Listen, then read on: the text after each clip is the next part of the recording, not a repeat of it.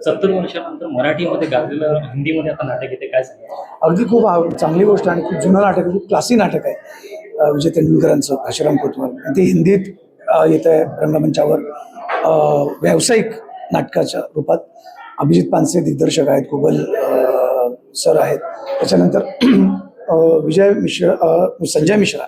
संजय मिश्रा सरांबरोबर काम करण्याची मला संधी मिळाली. सो खूप छान आहे एवढ्या मोठ्या नाटकात काम करायला मिळालं.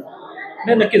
रेल्वेच्या नंतर आता अभिजित पानसरेंबरोबर आता पुन्हा एकदा तुम्हाला काम करायला आणि मेन म्हणजे महत्त्वाची भूमिका आपली आहे आणि काय सांगाल आपण त्याबद्दल? नाही, अर्थात तीच पुन्हा म्हणालो की मी खूप भाग्यवान समजतो स्वतःला की मला ही भूमिका करायला मिळाली आणि ती सुद्धा एवढ्या मोठ्या सगळ्या लोकांसोबत, मोठ्या मोठ्या कलाकारांसोबत. I am really blessed.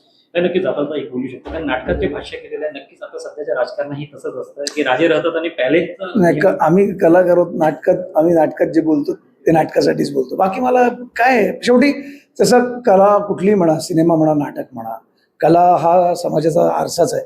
त्यामुळे आणि कुठल्याही असो कुठून तरी ते काय म्हणतो प्रेरित असतं किंवा त्याच्यावर आपण आधारित म्हणू किंवा प्रेरित म्हणू किंवा प्रोत्साहित असं असतं.